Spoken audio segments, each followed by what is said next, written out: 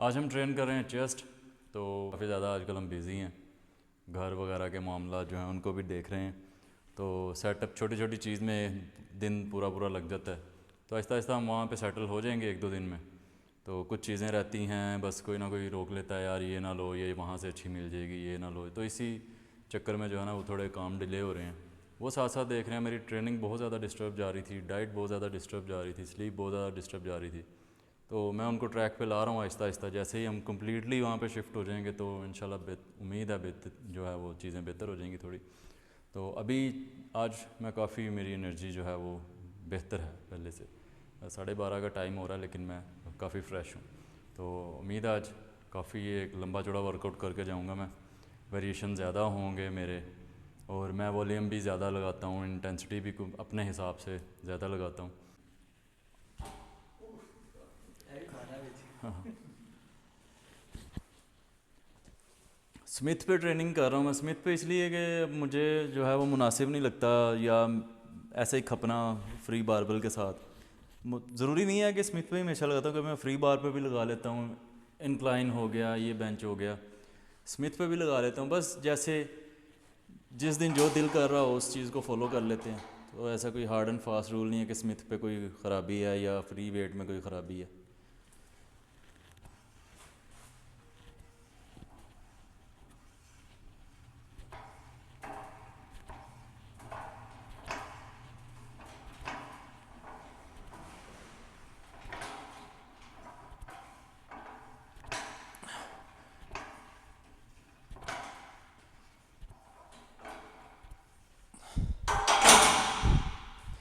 काफ़ी सारे रेप्स हुए हैं, 20-25 रेप्स हैं। वेट थोड़ा मुझे ज़्यादा लगाना चाहिए था। अभी थोड़ा 10-10 केजी बढ़ा लेते हैं, और ये ऊपर से थोड़ा हिल रहा है, इसको मैं टाइट कर लेता हूँ।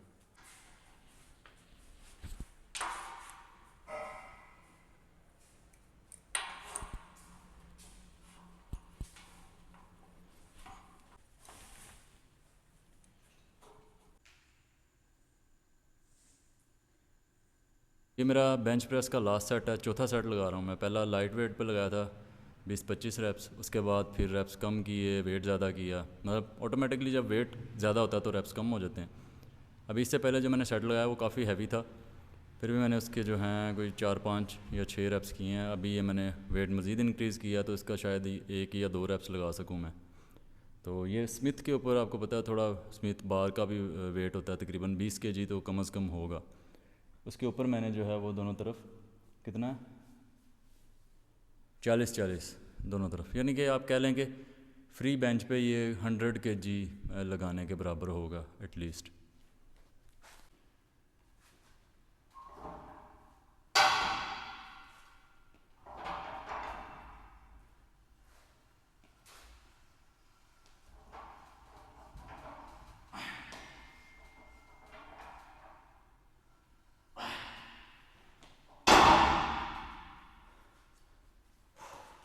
तो 3 रेप्स काफ़ी हैं। अब इससे ज़्यादा पुश करने की ज़रूरत नहीं है कि आप एक पे जाके ट्रेन करें। कुछ लोग करते भी हैं, ठीक भी है वो, लेकिन मुझे वहाँ पे लगता है कि इंजरी के ज़्यादा चांसेस होते हैं कि आप बहुत एक्सट्रीम पुश कर रहे होते हैं कि आपसे मुश्किल से एक रैप हो रहा होता है। तो उसमें मुझे पर्सनली लगता है कि वो थोड़ा डेंजरस हो सकता है। तो 3 रेप्स वाली रेंज जो है वो मुझे सेफ़ लगती है। तो उससे आप ये है कि स्ट्रॉन्ग इनफ पुश कर रहे होते हैं, और जो है वो मतलब हाइपरट्रॉफी के लिए बेस्ट है, एटलीस्ट मेरे लिए। इसके बाद जो है वो करते हैं अपना incline. Incline bench press light weight पे मैं कर लेता हूँ, क्योंकि वो मोमेंट अब आके मुझे थोड़ी सी ना अनकंफर्टेबल सी लगती है। या फिर मैं पहले डंबल्स कर लेता हूँ, इंक्लाइन डंबल्स। उसके बाद जो है फिर सोचते हैं, अभी 2 चीज़ें तो पक्की हैं ना, पैक डेक और केबल फ्लाइज, ये 2 तो कंफर्म है। और उसके बाद लास्ट में पुल ओवर कंफर्म है। हालांकि पुल ओवर कोई चेस्ट की एक्सरसाइज नहीं है, थोड़ी बहुत टेंशन आती है चेस्ट पे, लेकिन वो कितनी ऑप्टिमल एक्सरसाइज नहीं है। लेकिन मुझे एक अच्छा फिनिशर लगता है, क्योंकि मुझे आदत है शुरू से चेस्ट के साथ पुल ओवर करने की। तो एक अच्छा लैट में स्ट्रेच आ जाता है, एक थोड़ा कोर में स्ट्रेच आ जाता है, थोड़ा रिलैक्सिंग लगता है। तो वही गल, कुछ ना कुछ तो बनाएगा ही ना, या चेस्ट नहीं बनाएगा तो विंग्स ही बना देगा। तो डंबल्स की तरफ चलते हैं। डंबल्स कर लेते हैं पहले, फिर देखते हैं एनर्जी के हिसाब से जो है ना वो देखेंगे कि कौन सा वेरिएशन है। क्योंकि अभी मैंने सोचा था कि मैं कम से कम 7-8 वेरिएशन तो कर लूँगा, लेकिन मेरे ख्याल से 5-6 काफ़ी होंगे। अच्छा यार, जो लोग मेरे जिम में आते हैं कम से कम अगर वो देख रहे हैं तो भाई तुहाडी मेहरबानी है, डंबल अपने रीरैक करके जाया करो। करें हर चीज़ पैरों में छोड़ के चले जाते हैं, कोई टकरा के गिर जाएगा या कोई और कुछ नहीं। तो मैं रात को गेम लानी होंगी, पूरा जिम खिल रहा होंगे, कोई चीज़ उधर पड़ी हुई है, कोई उधर पड़ी हुई है, और सारा वो रीरैक करते करते जो है ना वो मेरी गेम हो जाती है। तो ये कोई अच्छी बात नहीं है यार। अपने जो भी किसी भी जिम में आप लोग ट्रेनिंग करते हैं, कहीं भी हैं आप, ये एक कर्टसी होती है, कोई ऑर्डर नहीं होता, ये कर्टसी होती है। ये आपके अखलाकियात को, आपकी तरबियत को ज़ाहिर करता है कि आप किसी चीज़ को मैनेज करने में अपना कितना रोल प्ले कर रहे हैं। तो इन सारी चीज़ों को ज़रा कंसिडर किया करें। अपने वेट्स जो हैं, मेरे जिम में आप आ रहे हैं या आप कहीं भी आप किसी और जिम में जा रहे हैं, तो आप कम से कम जो है ना वो ये सारा कुछ रीरैक करके जाया करें। तो ये एक इन बिटवीन एंगल है, मतलब इंक्लाइन के और जो फ्लैट बेंच है उसके थोड़ा सा डीप करके मैं रखता हूँ इसको ना, मतलब बिल्कुल इंक्लाइन ऐसे सीधा नहीं, थोड़ा सा डाउन रखता हूँ बेंच को। दिखाओ ज़रा। तो इतने एंगल पे माइक यहाँ पे पड़ा हुआ, तो इस एंगल पे मैं सेट करता हूँ। ये मुझे काफ़ी अच्छा लगता है, एक हाइब्रिड एंगल मेरे लिए बन जाता है फ्लैट बेंच और इंक्लाइंड बेंच के दरमियान। यहाँ पे मेरा कंट्रोल अच्छा होता है और मैं अच्छे से मतलब जो है ना वो पैक्स के थ्रू या एक अच्छा मुझे स्ट्रेच मिल जाता है चेस्ट में। शोल्डर्स पे लोड कम आता है, बहुत ज़्यादा इंक्लाइन करेंगे तो शोल्डर पे लोड ज़्यादा आना शुरू हो जाएगा।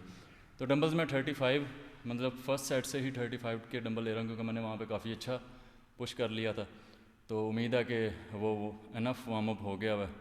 तो अब जितने भी मैं 2-4, 3-3, 5-5 जो भी रैप्स आएंगे उसी के साथ ये 3 सेट लगाऊंगा।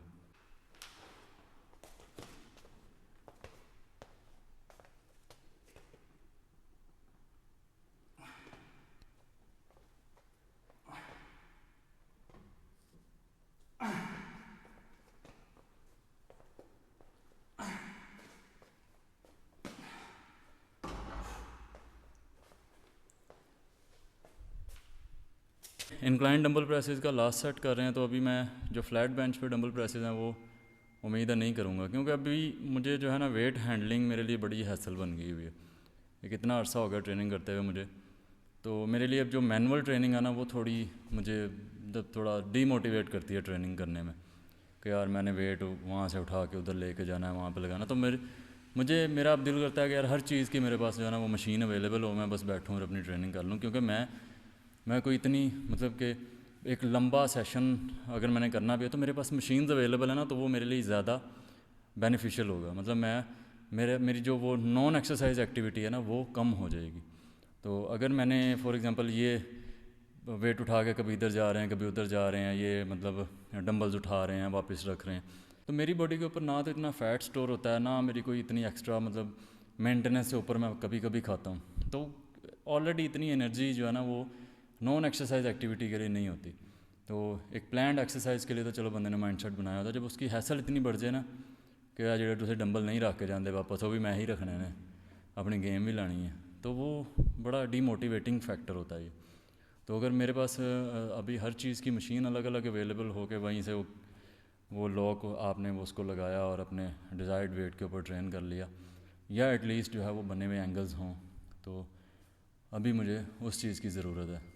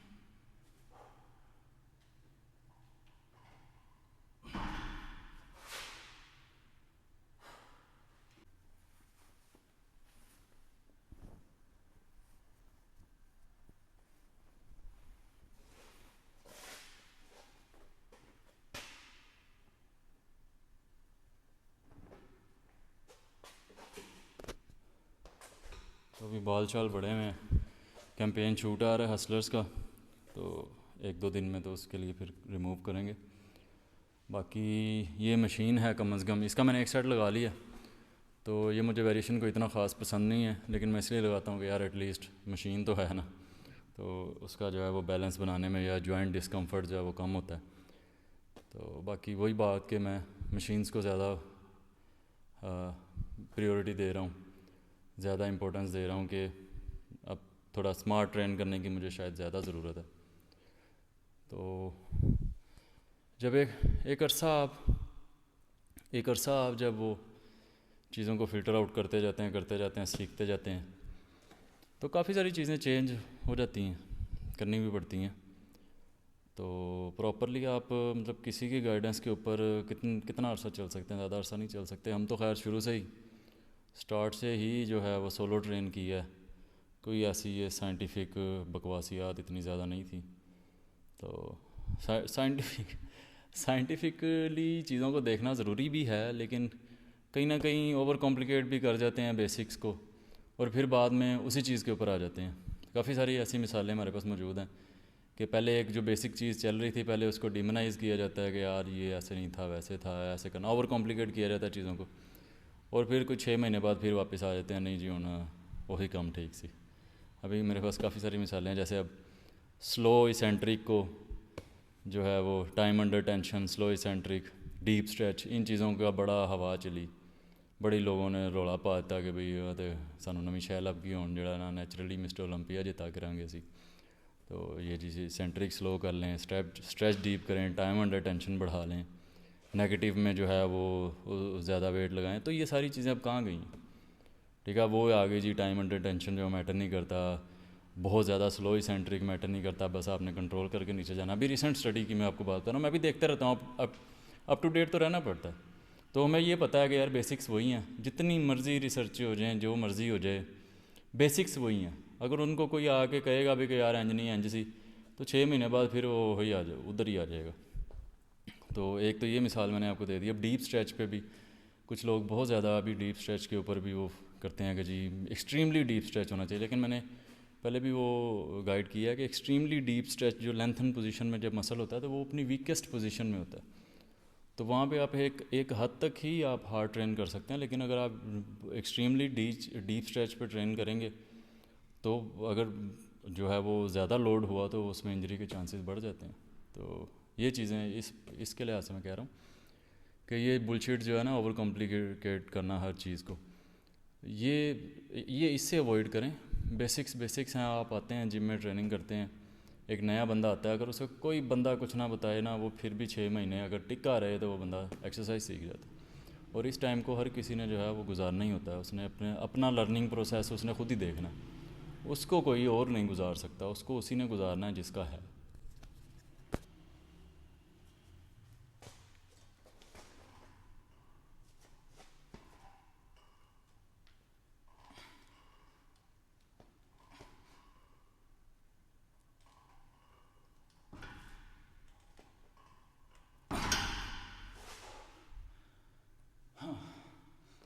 हाँ, रेंज आपकी कंप्लीट होनी चाहिए। आप कोशिश करें जहाँ तक आपको कंफर्टेबल लगता है, जहाँ तक आपकी बॉडी, आपका मसल आपको अलाउ करता है, वहाँ तक ट्रेन करें।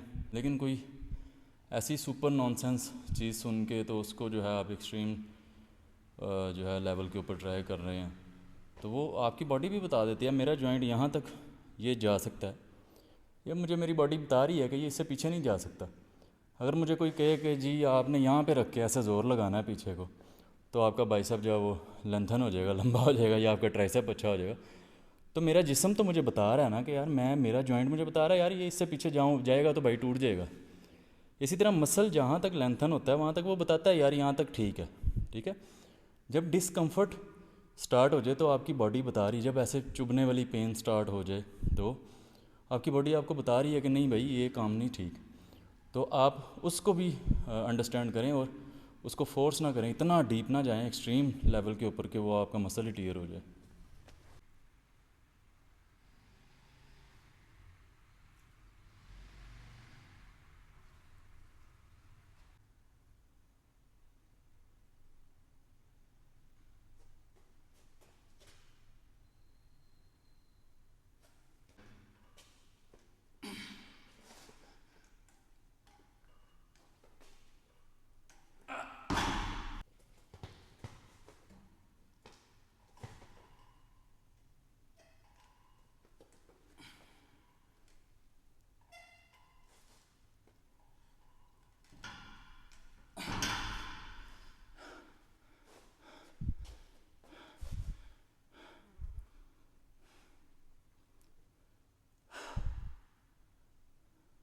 नेक्स्ट एक्सरसाइज है हमारी पेग डेक।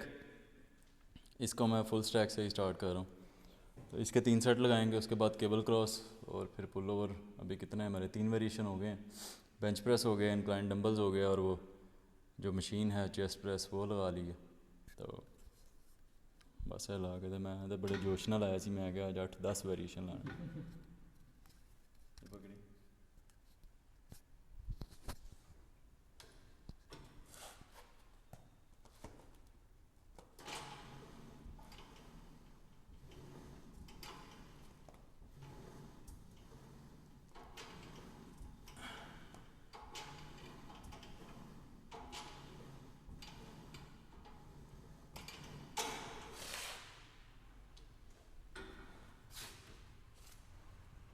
बैक डेक के बाद हम कर रहे हैं केबल क्रॉस।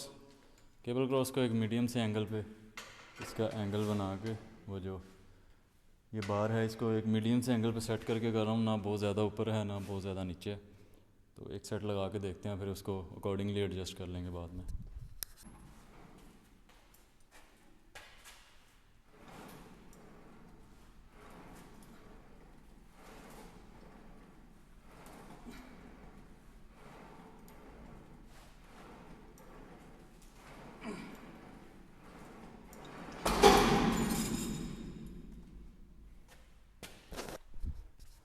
इसका एंगल सही नहीं है, इसको एडजस्ट कर लेता हूँ क्योंकि ये मेरे बराबर है ज़्यादा ना। तो ऊपर से जब खींचते हैं तो एक नीचे से आपको एक पुश या सपोर्ट मिल जाती है। अब मैं इसको साइड से खींच रहा हूँ ऐसे सामने, तो ये मुझे पीछे ज़्यादा पुल कर रहा है, पीछे की तरफ। तो बैलेंस नहीं बना पा रहा मैं टांगों का, तो इसको थोड़ा मज़ीद 2-3 पॉइंट ऊपर ले जाते हैं। पहले ये इसको यहाँ पे इसकी पोजीशन ऊपर सेट करके लगाया, अब इसको फ्लाइज को जो है इसके हैंडल नीचे सेट करके लगा रहे हैं। ऐसे ही मैंने कहा जा तो रहे हैं, हम 10 मिनट का काम है तो ये भी एक वेरिएशन ऐड कर लेते हैं।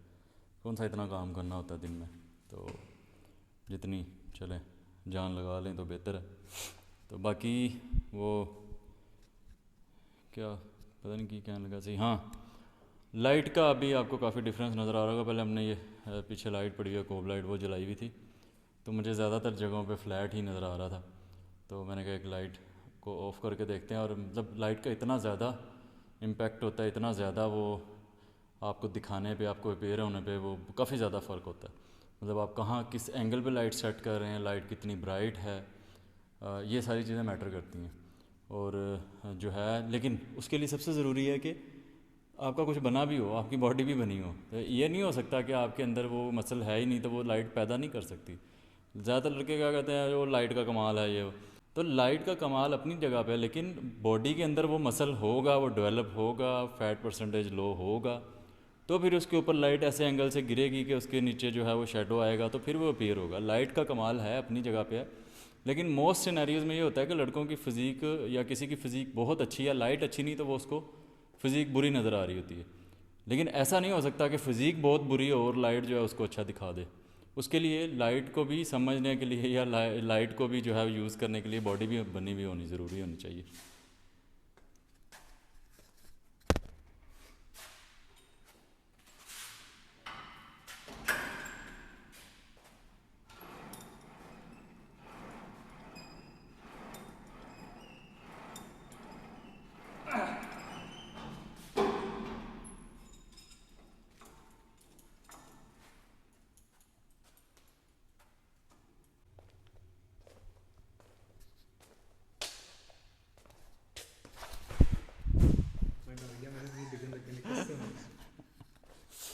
अब हम लास्ट एक्सरसाइज कर रहे हैं अपनी पुल ओवर, और ये कोई मतलब बहुत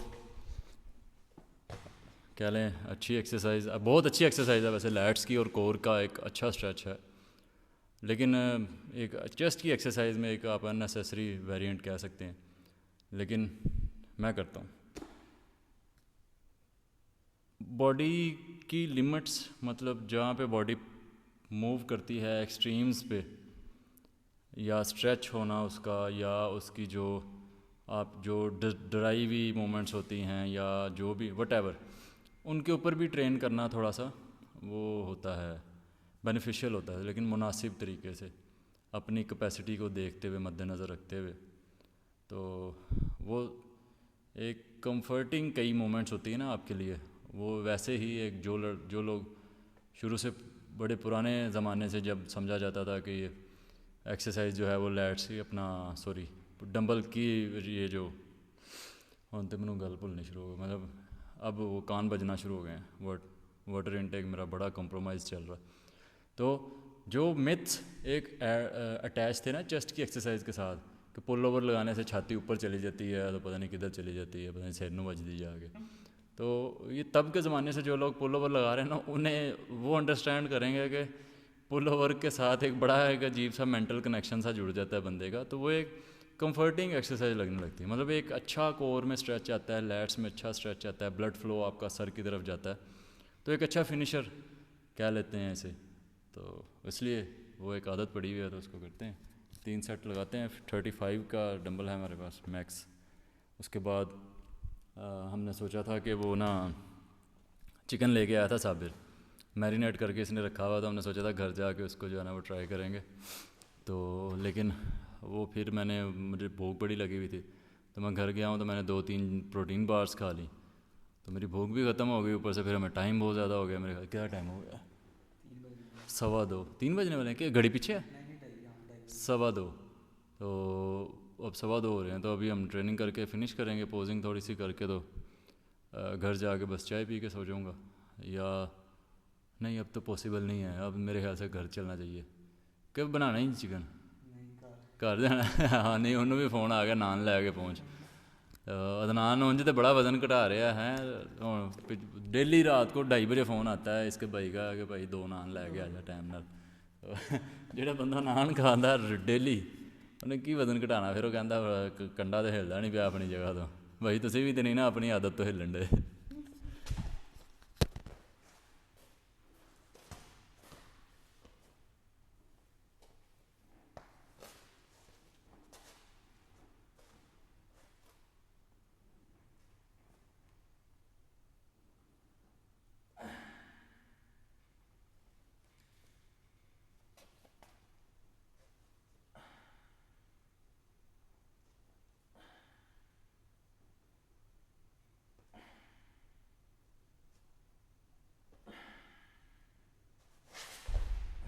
माइक पकड़ाई।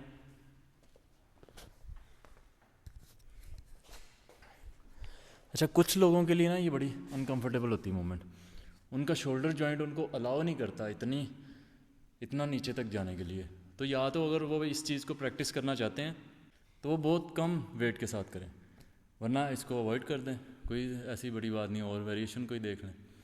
तो कि आपकी बॉडी आपको सिग्नल्स दे रही होती है, आपको बताने की कोशिश कर रही होती है, या जहाँ पे ज़्यादा एक्सट्रीम डिस्कम्फर्ट आपको जो है वो मिल रहा हो बॉडी की तरफ से साइन, तो उस चीज़ को अवॉइड करें। करते होंगे वीडियो एंड करते हैं, थोड़ी पोजिंग शोजिंग।